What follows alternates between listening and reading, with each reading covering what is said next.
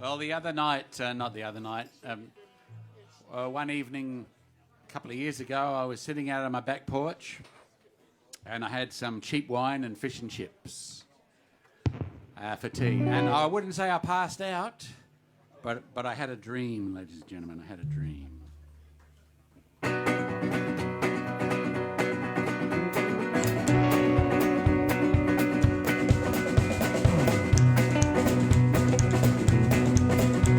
I dreamt I went to Melbourne to kickstart my career. I had to get away, there was nothing happening here. I'd made a new CD, best one I'd done so far. Then it started getting played on 3RRR. So I'm walking down Brunswick Street, feeling out of place. A bearded hipster comes up to me, staring at my face. Man, he said, I love your new CD. I went into a guitar shop there. They wanted a selfie with me. And it was all just like a dream. It was all just like a dream. Just like a dream. Well, we had the album launch at the Corner Hotel. That place was packed with friends and faces I knew well. James Black from Rock Quiz, Julia Zamira too. They're checking me out for episode number 992. Paul Kelly slips in and sits down in the back corner. Courtney Barnett, Jeff Lang and the A&R man from Warner. And during the break, Gadinsky comes over to me. Nonny, he said, let's get some action up in Sydney. I'll organise a tour, just leave it all up to me. And it was all just like a dream. It was all just like a dream. But it was just a dream. Just a dream. 'Cause now I'm in the front bar of the Federal Hotel with a few lonely drinkers. It's a scene I know well. They stare straight ahead as I sing Pat Malone. Whether together and connected, it's a little too close to the bone. And after the gig, the manager comes over to me. I know he's going to try and renegotiate the fee. I've done okay though, I sold a few CDs. Enough for some cheap wine tomorrow and fish and chips for tea. I'll get a cask of piss tomorrow and have fish and chips for tea. And it was all just like a dream. It was all just like a dream. But it was just a dream. Just a dream. I had a dream. It was just a dream. Even I can dream.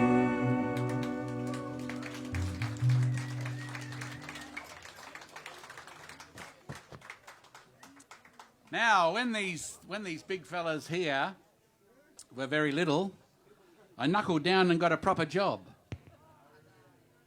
Got a job in the tax office. Can't believe it. I've never worked in an office up until that stage. Always just factory jobs and building sites and that, and tried to make a living out of music. And anyway, I just sincerely hope that if you rang up for help with your tax pack and you got the answer, Australian Tax Office, this is Don, that you didn't take any notice of anything I said. But while I was in the tax office, I shared a cell with a bloke called John Kelly. And he used to come in every morning and tear a page off his calendar and say, 850 to go. He was counting down to his retirement. And I got out of the tax office before he did. And I wrote this song called John Kelly's Calendar.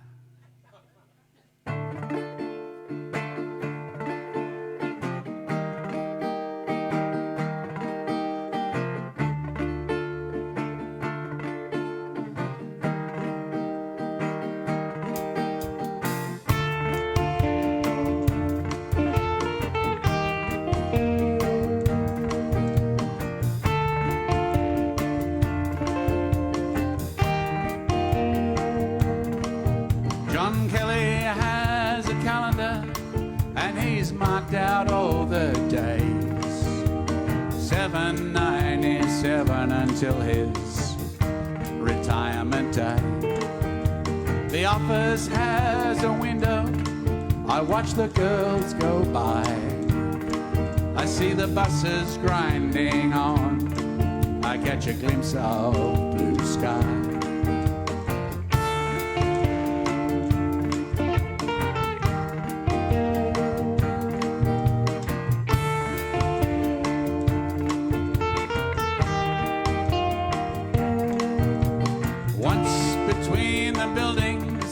I saw a daylight moon, but I was brought back to earth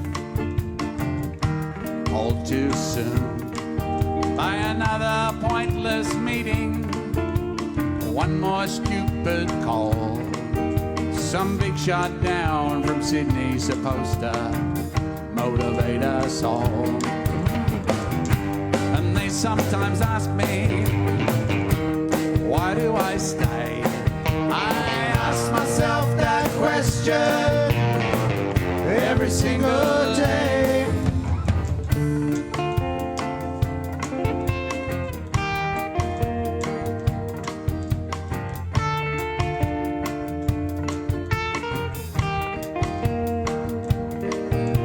Sometimes we talk about it, John Kelly and I. Dream up ways to walk out and not even say goodbye. Maybe I could turn feral and grow veggies in the hills, or buy up some sort of franchise for my lawn mowing skills.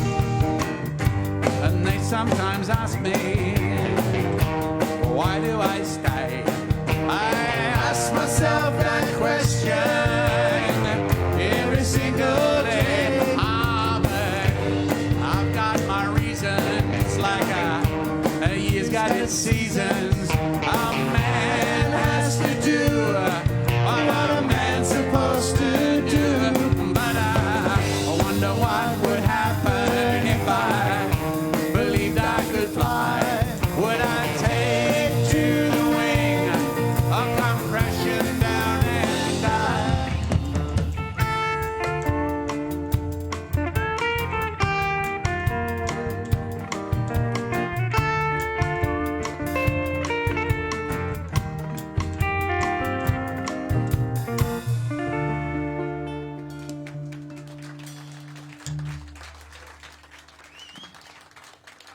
Now, did anybody coming up here tonight go along Grand Junction Road to get here?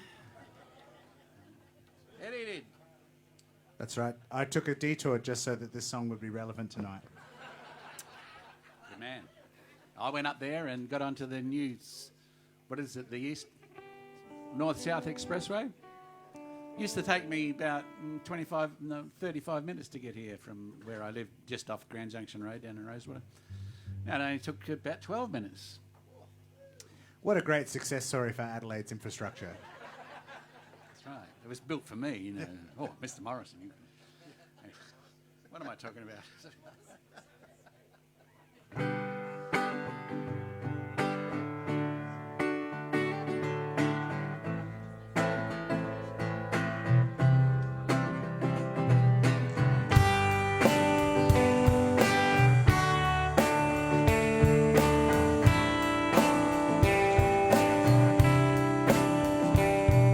It runs alongside the city, past all the things they don't want you to see, and then goes to all the places that you don't want to be.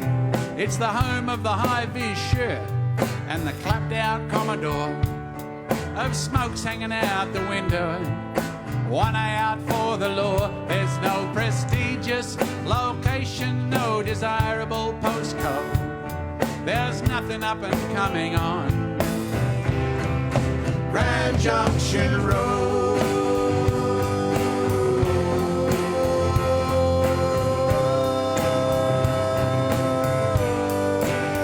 Grand Junction Road.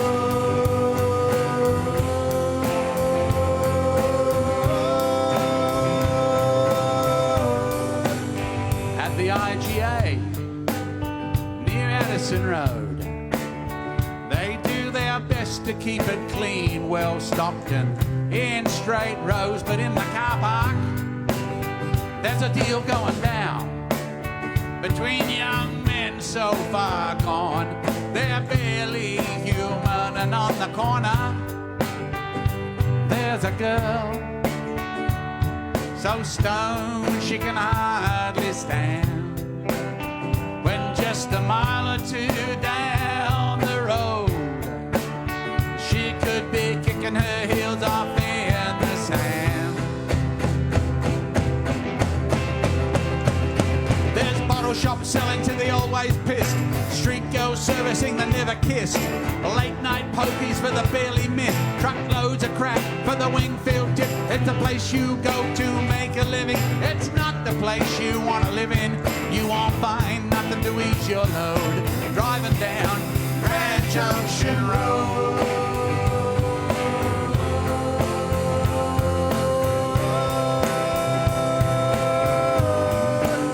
Grand Junction Road.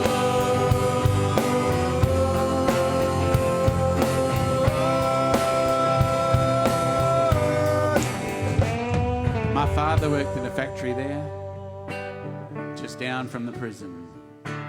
Sometimes 6 days a week, but most often 7. And I wonder what he thought about all those years he drove, first thing every morning down Grand Junction Road.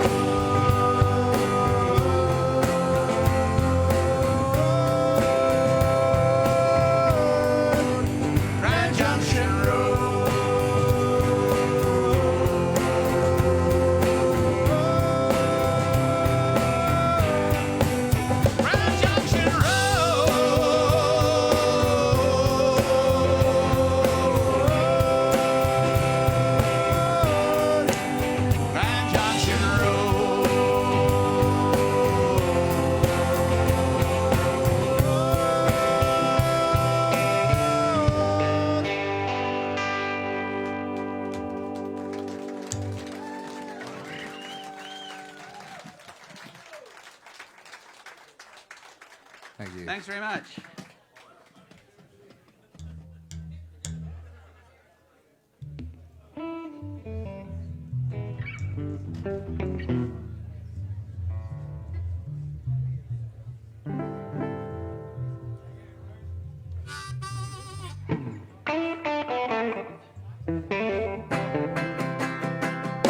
I got my brain stuck in neutral. Every day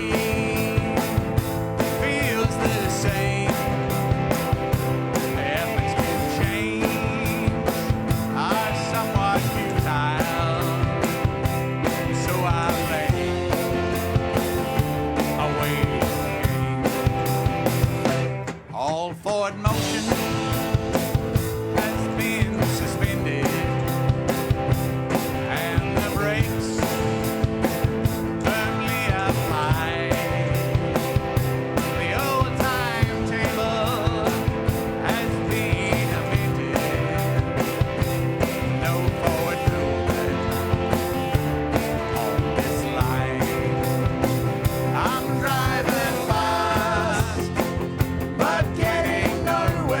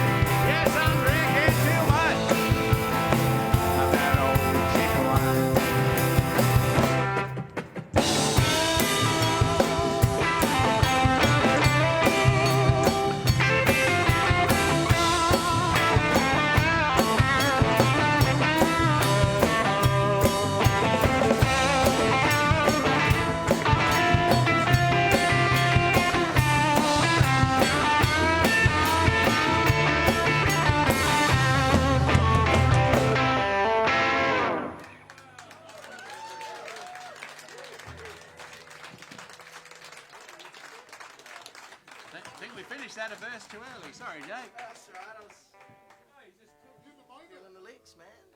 Oh, well, we're going to feature Jake in the next one anyway, so we were right. Plenty of Jake to go around. You know, in the old days of vinyl records and that, it was really expensive to record and produce records. So you had to have a record company backing. And, you know, everybody's out there trying to get a record contract. And so, you know, you've got to push yourself. You've got to really, I'm the greatest thing ever to, you know, whatever, to the record company executives. And did a little bit of that in the early days. And what I found was that when they used to find out that I was from Adelaide, they used to make a bit of small talk about being from Adelaide. And they say, oh, Adelaide, that's a nice place. I went there once. Stuff like that. I'm trying to plug, you know, our band. And once I heard that they were just making small talk, I realised that I was stuffed. They weren't interested. They always liked us, or liked me, and but they weren't going to waste any money on us. So I've rolled all those conversations into this song called "The Man from Conversations with the Man from EMI."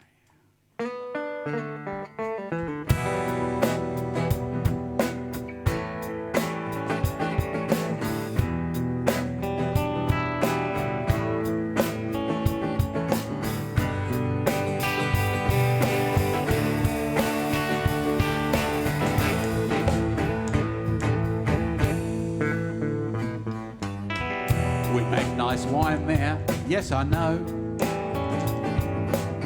Yep, Donnie Dunstan and the Adelaide Crows. I'm a singer-songwriter, guitarist. Come on, you must need more of those.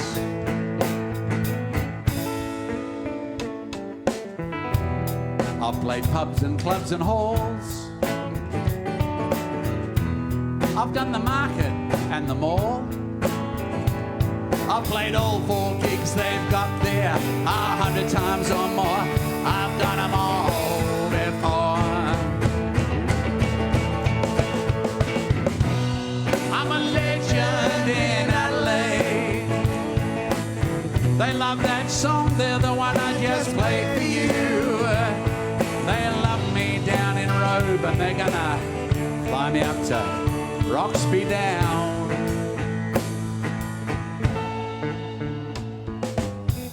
There's a lot of weird murders there, so they say. But you don't really notice it much, day to day. I play the wheat sheep on a Sunday, and sometimes the Grace Emily. We've rocked the big room at the Gov. Filled that place with a lot of love. And the comrades call for more whenever we play down in Semaphore.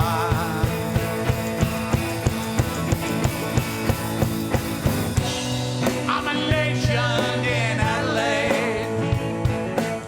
I made the charts there and I get played on a community radio station where the announcer is no relation.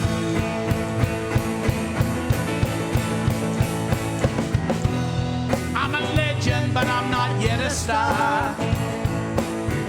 Sign me up and we'll go far. I'll go anywhere. I'll go everywhere. But please don't send me back there.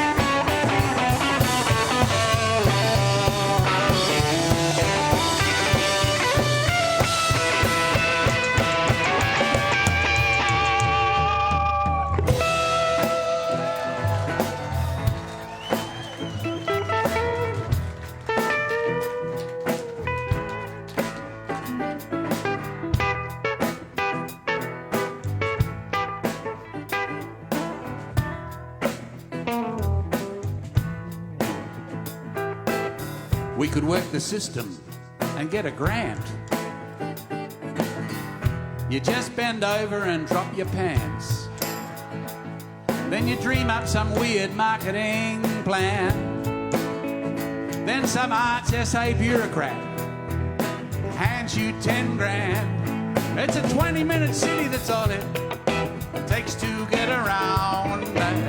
Don't be mistaken, this ain't no pissant town. You can go for a drive in the Adelaide Hills. We had the Clips of 500 and the tour down under, and we love to hate Sam Newman. You can go for a drive in the Adelaide Hills.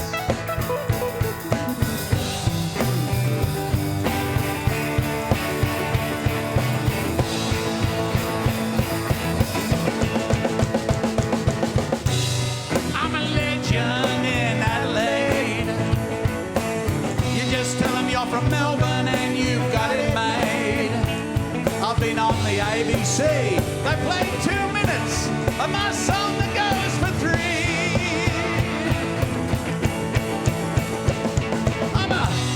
I'm a legend in Adelaide. I'm an icon, a treasure, that's what they say. But I'm really just some old turd they can't flush away.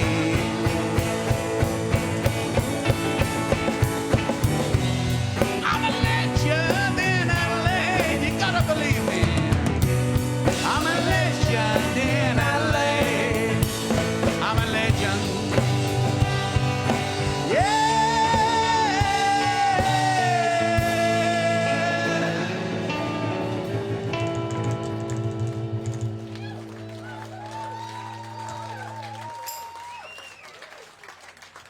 Gotta say, Jake on guitar.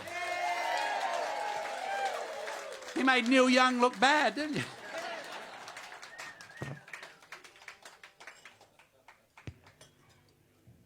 Okay, I heard the devil call my name. In 1932, I was down south in Mississippi picking cotton. And I got this message. And the next few songs will clarify what's going on.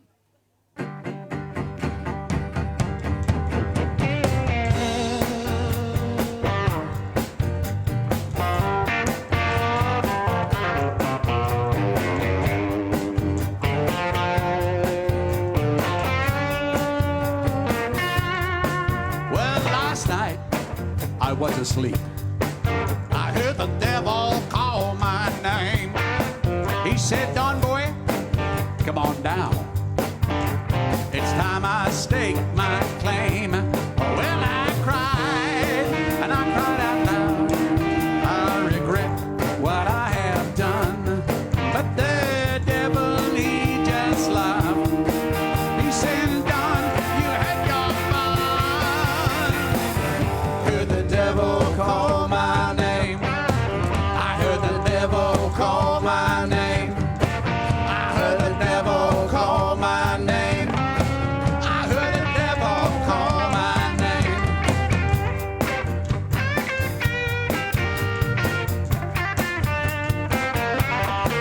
Well, at last, I finally woke. My room was all in flames.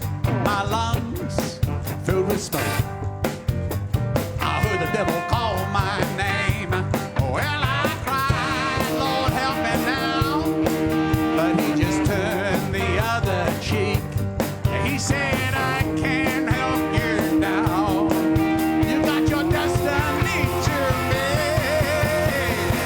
I heard the devil call my name. I heard the devil call my name. Now I feel like I'm burning up inside.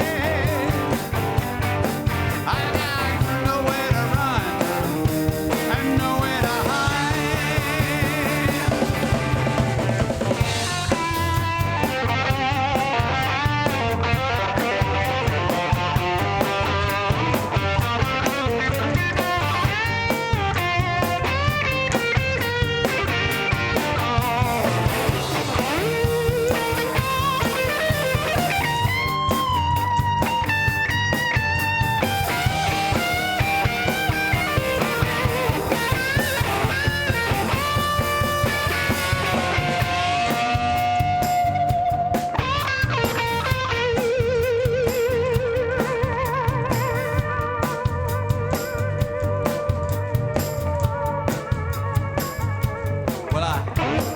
said to the devil, mate, how would you feel? Maybe we could get together and do some sort of deal. He said, I've been burned by that crap before. I don't do that crossroad shit anymore. I heard the devil call my name. I heard the devil call my name. Now I feel like I'm burning up inside.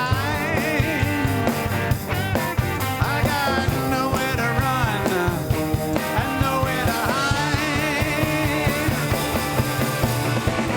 Heard the devil call my name. I heard the devil call my name. I heard the devil call my name. Heard the devil call my name.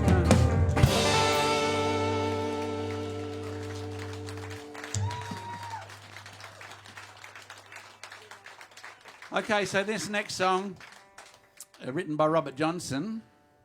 Well, that's what all the books say and all the authors. But as you just heard, I had to do a deal with the devil to stay alive. And, you know, when Robert Johnson went down to the crossroads and he got all that stuff, one of them was this song called Dust My Broom. And by that time I was back picking cotton and earning nothing. Oh, got to swap guitars.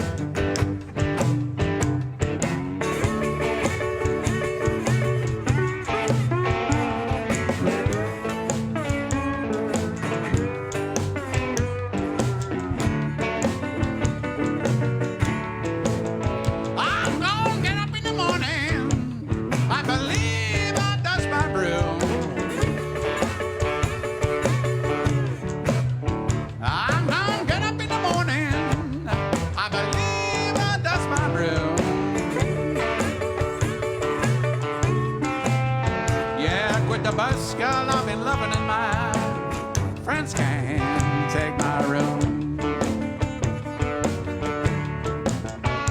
I'm gonna call up China. I'm gonna send a telegram. I'm gonna call up China. I'm gonna send a telegram. Must be in Tokyo or somewhere in East Siam. Well, I believe my time ain't long. Well, I believe my time ain't long. Yeah, with the best girl I've been loving and my friend can't tag it on.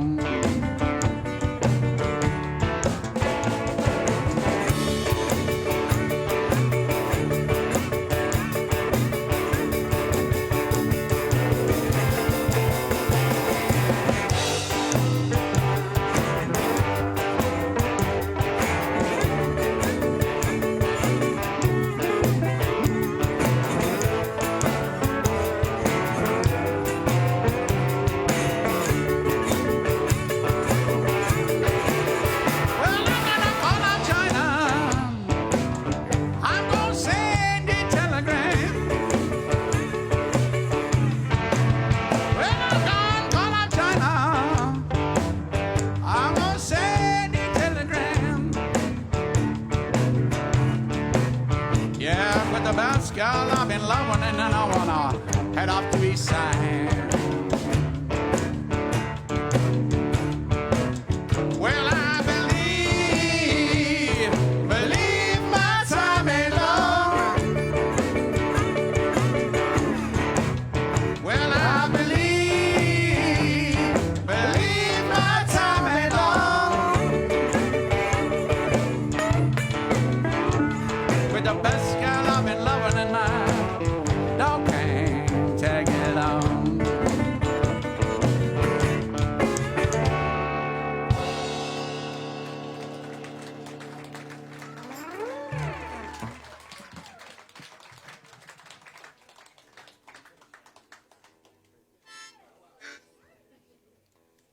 So while we're on the old blue stuff, we'll keep going for one more time.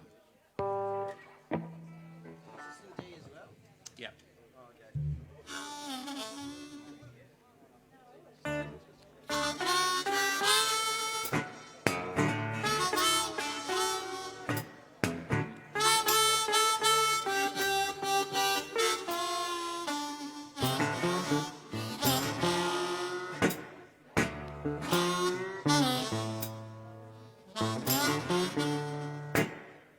You see that woman across the street. You see that policeman on his beat. But when the Lord get ready, you gotta move.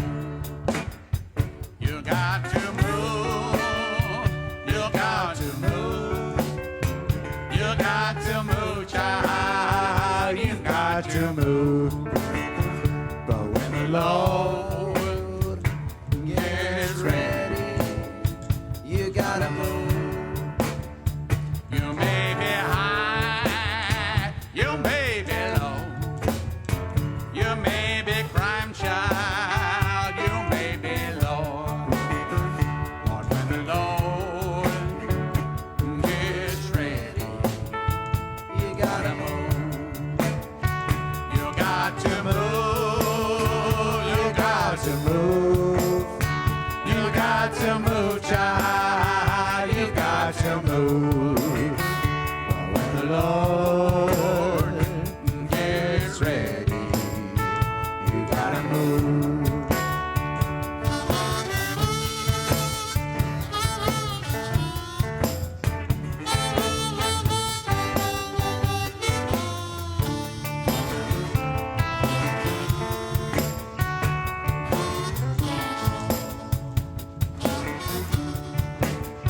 got to move. You got to move. You got to move, child. You got to move. But when the Lord gets ready, you gotta move. You got to move. You got to move. You got to move, child. You got to move. But when the Lord gets ready, you gotta move.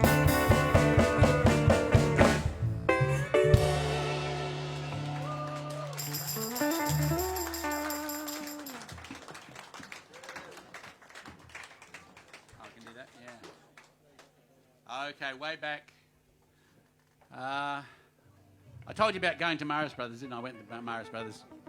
Anyway, after about third year, I came home to my dad up at McGill and I said, I don't care, I'm going to get a job in a factory or whatever, but I'm not going back there.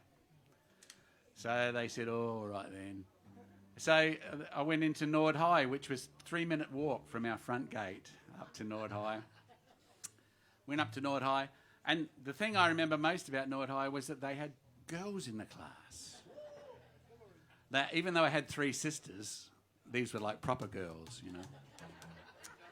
And I had a short innocent affair with a girl called Hillary, and you know, we just used to hold hands. And I remember going to the Catacombs Folk Club to see the first live music I'd ever seen, and the manager came up and threatened to kick us out because we had a kiss. Anyway, it all, you know, faded out, and years and years later, I thought, I wonder what happened to Hillary, and so I googled up Hillary and found out that she was a mathematics professor at a big Australian National University, and she was famous for coming up with a theory that only, you know, a dozen people in the world could understand. And I know she knew about all that sort of stuff because I explained it to her in 4th year at Nord High. Anyway, the sad part of the story was that the reason I could find out so much about Hillary was that it was an obituary, and she died some years before. And the obituary also said that she had 2 children. So this song is called Note to Hillary's Kids.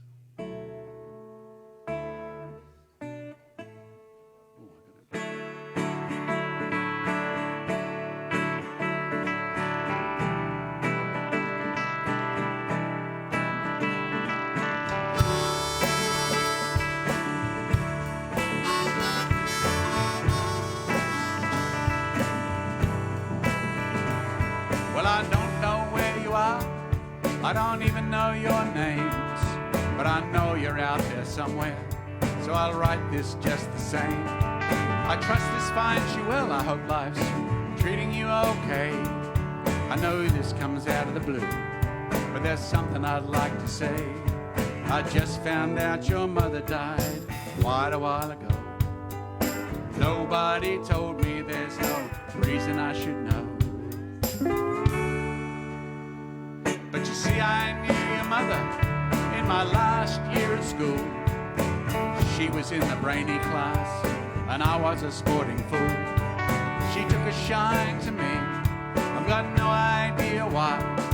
She was the first girl I ever kissed and the last to make me cry. I called her mine, it didn't last very long. She let me down gently, said it was time to move along.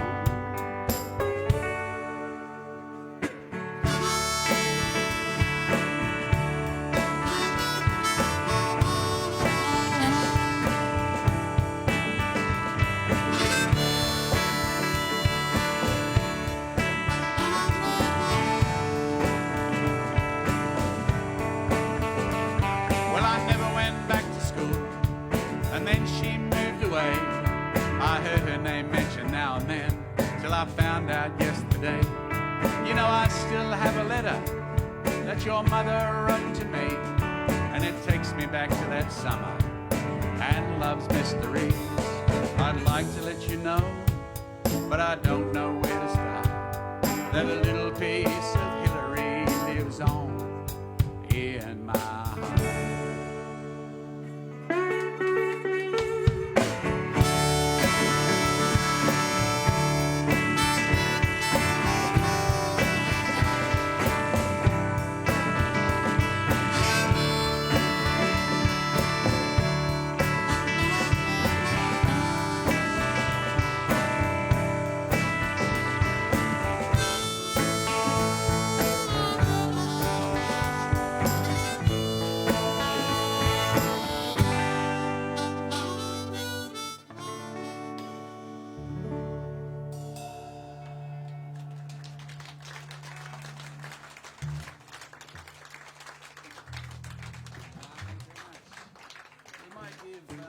Happy birthday to me, and go for some the last three. Yep. Well, I need a Melbourne pint for that.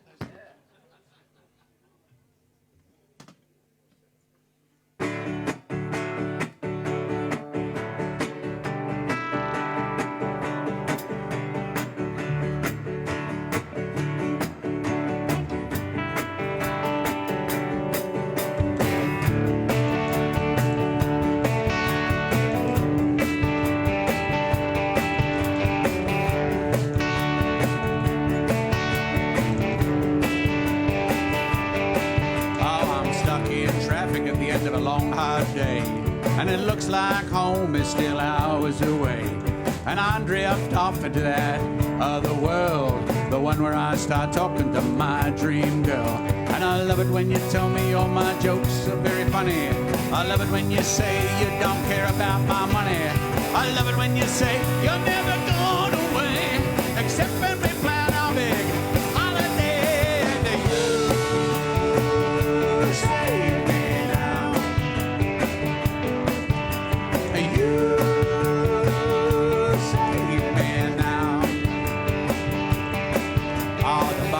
crowded, there's a cover band flogging away, playing all those old hits from yesterday. I've heard it all before, there's nothing new, so I start dreaming about you. And nobody can hear anything that I say, so I might as well start talking to you anyway. I love it when you dance, I love it when you sing. When it comes to you, I love every damn thing. I love it when you kiss me, I love it when you say you're a grumpy old god, but I'll love you anyway. And you save me now. You save me now. And when I get home and I'm drinking all alone in my empty room, I start dreaming through the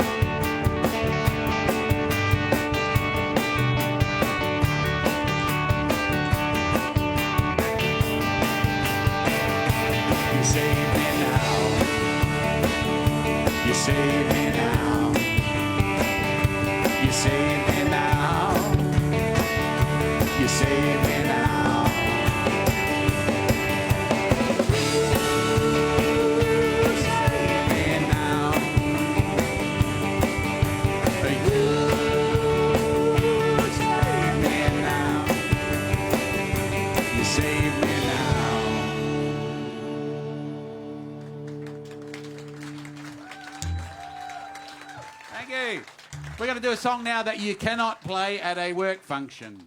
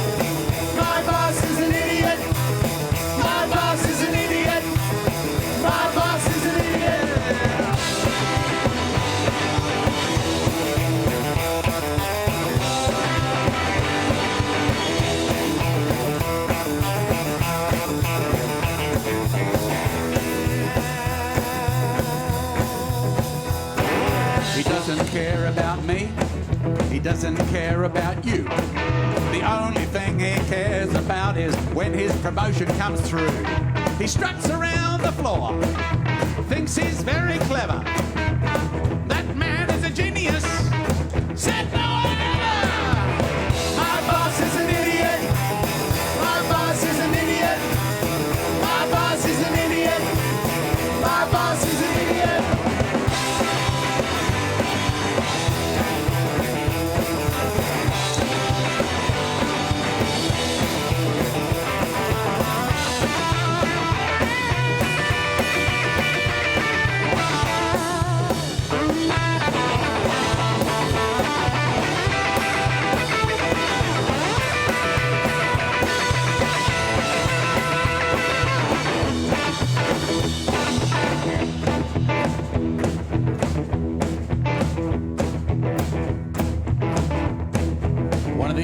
I'm gonna tell him to. One of these days I'm gonna tell him to. One of these days I'm gonna tell him to. My boss is an idiot.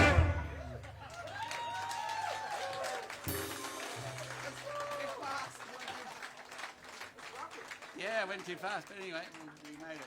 The boys loved that one. All right, now thanks very much for coming along tonight. It's been great as well. So. I've only got enough petrol money to get back just down Port Road, so I need to sell a couple more CDs. It'll be all right. Come and see me, or a book. But yeah, thanks very much for coming along, and hope to be back here. We're actually going to be playing here just before Christmas sometime, but anyway, keep an eye out for we'll be around. Got to do this song now. Before Christmas 2028. Yeah, that's right. Well, did you know that a memory cropped up on Facebook this morning advertising the Raging Thirst at the Wheat Sheaf on the 28th of August 4 years ago. So this is the very same day. Something to do. Anyway, this song, most of you have heard this story, but I'm going to tell it again anyway. But when I used to work in building sites and factories and stuff, and that were really good paying jobs in those days. When I was I just turned 20. And I think it was the bigger sister of a girlfriend at the time said, Don, you should go, to Europe and England and do the backpacker thing, go to Earl's Court and all that.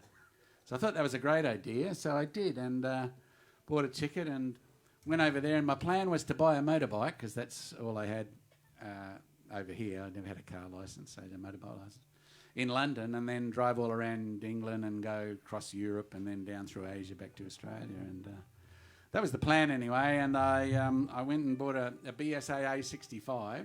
You'll all know that was what the cops used to drive in the old days, And I bought it off this, looking back now, a Shonky dealership in London. I said, oh, mate, is this registered and insured? And he said, we don't have that shit here, mate. So I rode over all around Europe on this unregistered, uninsured, and actually unroadworthy motorbike. And the other thing about it was I went there in February, and none of my family or anything had been to Europe, and nobody told me how cold it was, except one auntie said, oh, it's freezing there, so I got a pair of extra thick socks, and Mum knitted me a thick jumper. Anyway, it was a bit rough, and I'm cruising down the Autobahn in Hanover, Germany, freezing freezing to death. You know, I was sick of it. Been all around Europe.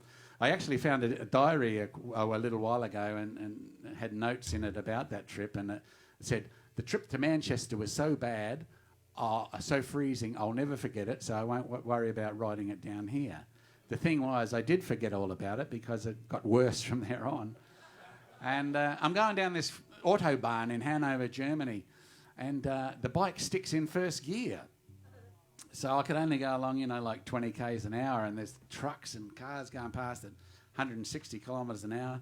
And I probably could have fixed it, but when I got off the bike and put my helmet down and the tools down, the trucks rushing past blew it all down, all the tools down the road. I nearly got killed trying to get the thing. So anyway, I went to the, in first gear to the Hanover Youths, you know, what is it, the Youth Hostel.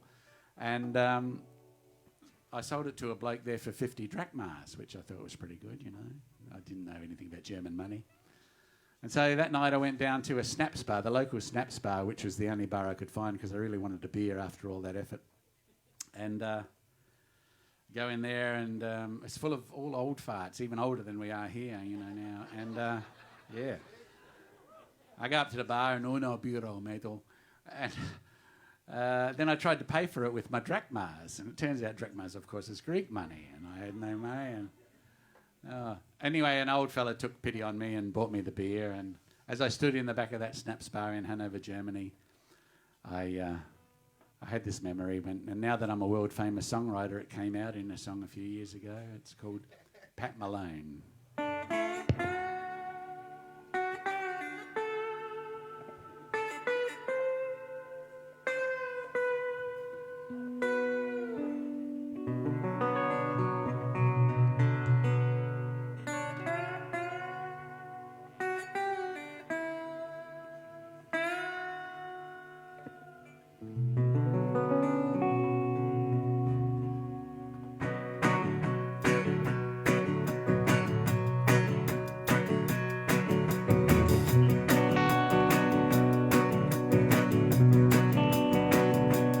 I was traveling in a foreign town when a stranger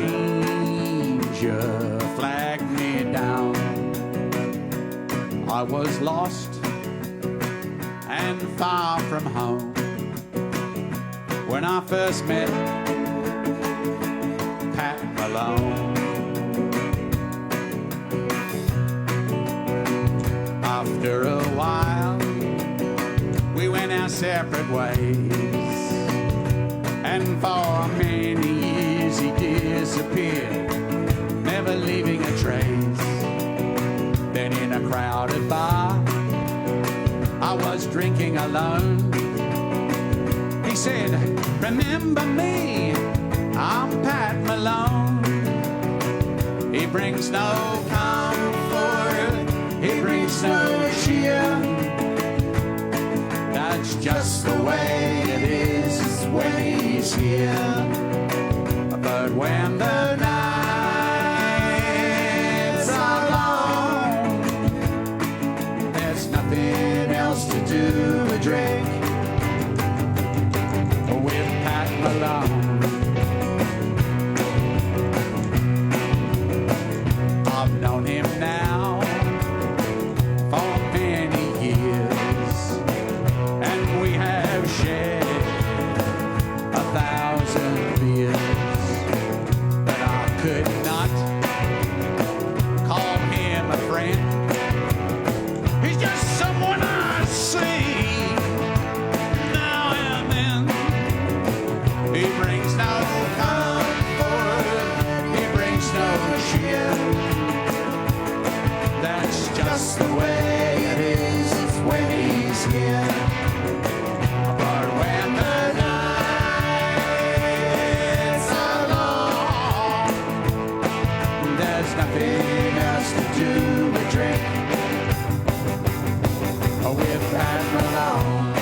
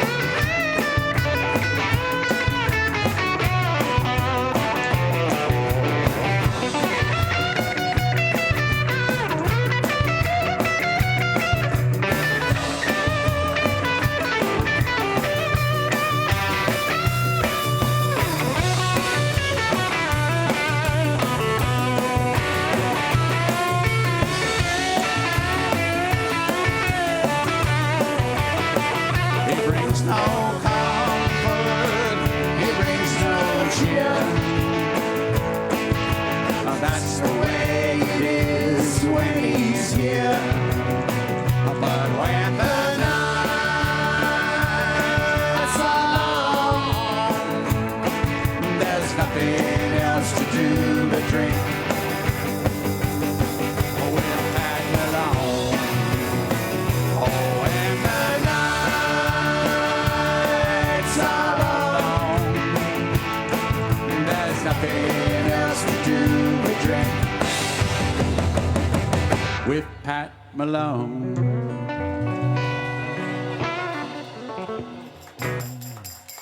Thank you. Thanks very much for coming along tonight. Jake Morrison on the guitar. Eddie Morrison on the bass. And Andy Przgonski on the drums.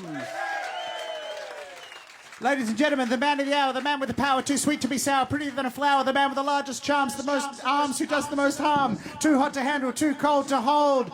He's sweeter than a German chocolate cake. He lifts barbell plates, he eats steaks. Mr. Don Morrison!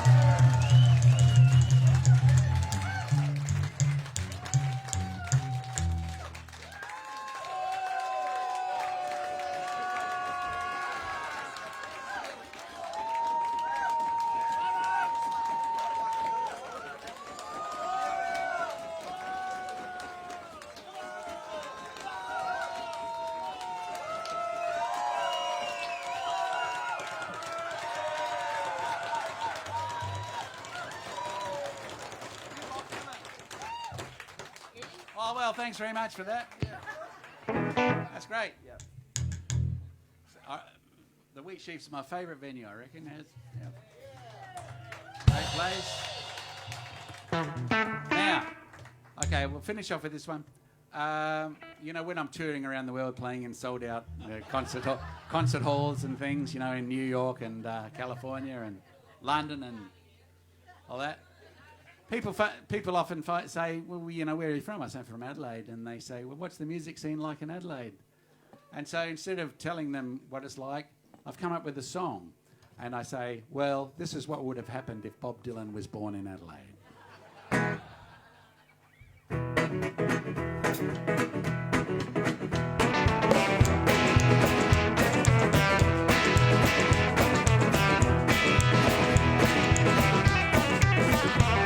Bob Dylan was born in Adelaide in 1941.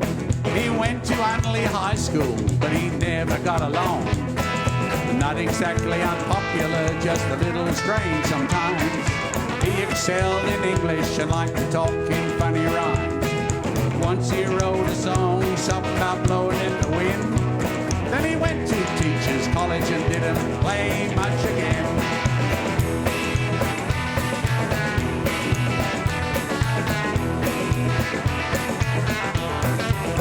Well, Bob met Mary Lennon at a protest rally.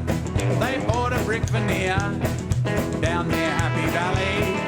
Bob got a job teaching poetry to teenage Catholic boys. He was ideal for the job, immune to all the noise. Mary thought Bob's voice was awful and encouraged him not to sing. She said, Bob, take up photography. Music's not your thing.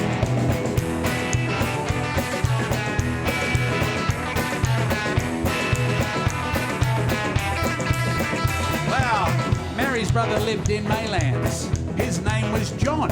He was a bitter, twisted cynic, and they never got along. He drunk himself to death, working in the public service. Bob and Mary were alone at the funeral service till it was nearly time to go, when three blokes showed up and introduced themselves as George, Paul and Ringo.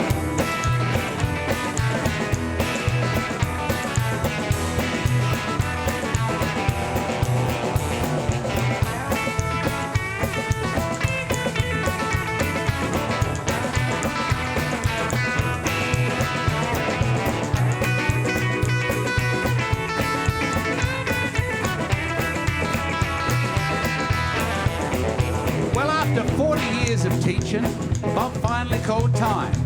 The staff took up a collection and bought him some fine wine. Now the Dylans are grey nomads, off to see Australia. Bob threw his old guitar in the back of the camper trailer. And one night around the campfire, after a lot of rearranging, Bob calls, hey Mary, listen to this. It's called The Times They Are A-Changin'.